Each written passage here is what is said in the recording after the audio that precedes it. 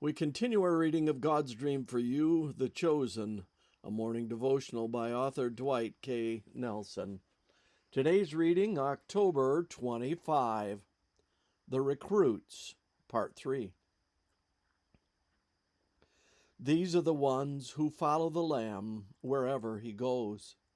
These were redeemed from among men, being firstfruits to God and to the Lamb. Revelation 14:4. What you've just read is a description of the Messiah's last army on earth. Isn't it remarkable that gathered from across the face of this earth, this final generation of recruits is boldly identified as a people who follow the Lamb wherever he goes? Are they only the young? Of course not.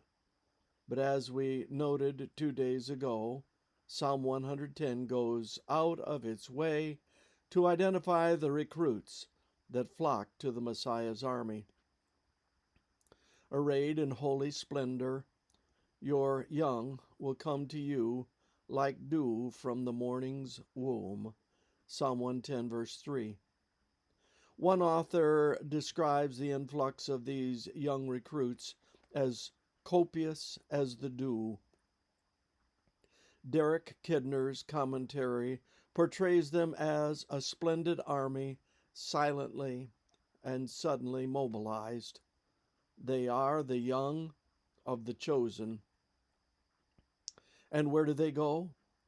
They follow the Messiah Lamb wherever he goes. And where does he go? Many feel that it would be a great privilege to visit the scenes of Christ's life on earth, to walk where he trod, to look upon the lake beside which he loved to teach, and the hills and valleys on which his eyes so often rested. But we need not go to Nazareth, to Capernaum, or to Bethany in order to walk in the steps of Jesus.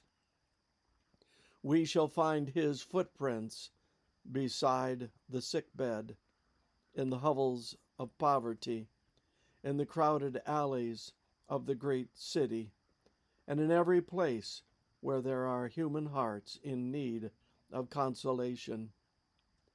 In doing as Jesus did when on earth, we shall walk in his steps.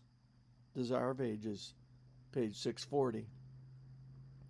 God give us such a generation today. In a Dusseldorf art gallery, a young German university student stood transfixed before the oiled canvas of Domenico Fetti's Ecce Homo, Behold the Man. In silence he stared into that portrayal of Jesus with his crown of thorns.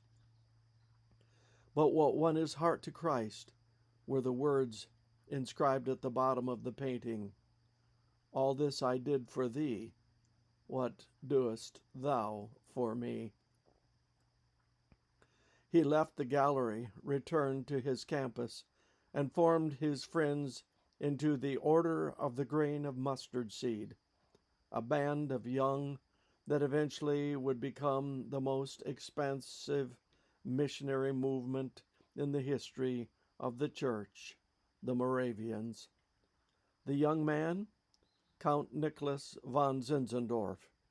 He and his followers adopted the Latin motto, Visit Agnus Noster Imnum Securum. Our Lamb has conquered.